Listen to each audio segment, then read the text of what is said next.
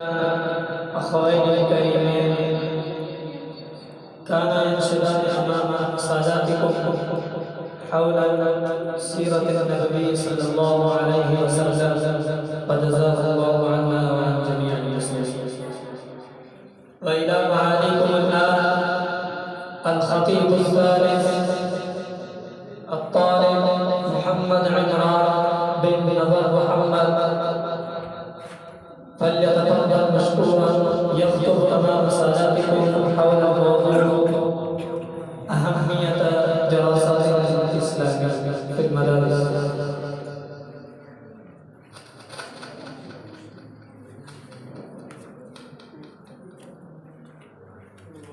بسم الله الرحمن الرحيم. الحمد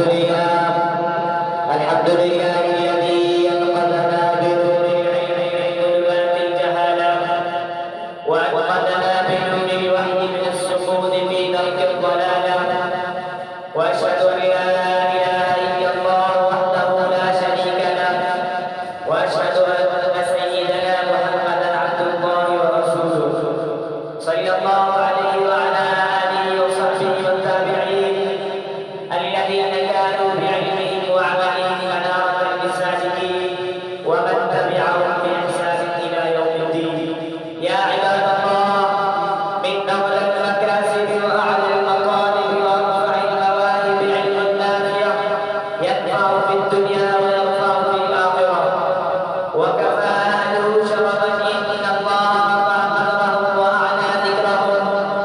قال الله عز وجل: يرفع الله الذين آمنوا منكم والذين أوتوا العلم درجات.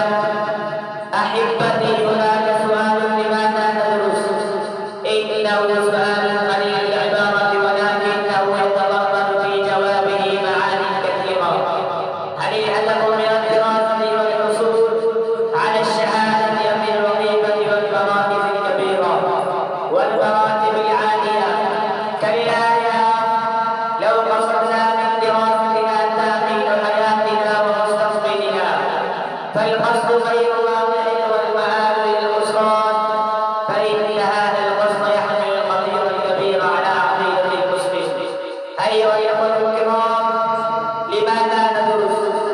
إن جواب هذا السؤال يحتاج إلى أن نعلم بأن العلوم والدراسة التي يشتغل بها الناس على نوعين من حيث الجملة: العلوم الدينية والعلوم الدنيوية. وإننا ندرس العلم الشرعي لأن به نحصل معرفة الله تعالى ونعرف به نبينا صلى الله عليه وسلم الذي بعثه سبحانه وتعالى حجة على الإنس والجن، وبه نؤمن الخالق الباطنة والله يعصمنا به من الوقوع في شرار الفتن، كانت سواء كان من فتن الشهوات أو من فتن الشبهات. أحبتي، من كان معقول من دراسة العلوم الشرعية أن يأخذ بها المكاسب الدنيوية فليذهب إلى غير هذا الميزان وليبحث غير هذا السبيل، فإنه من طلب علما مما يبتغى به وجه الله لا يطلبه إلا لدنيا يصيبها لم يجد رائحة الجنة. أيها الأحباب، العلوم الدنيوية لا تدرسها كي نكسب بها الأموال، أن يحصل بها الوظائف، وإن اكتساب الوظائف والأعمال والمناصب ليس سبيله التعلم، بل إن الحصول من غير طريق العلم أقرب. ولذلك نجد أن أكثر الأثرياء ثرواتهم من غير العلم.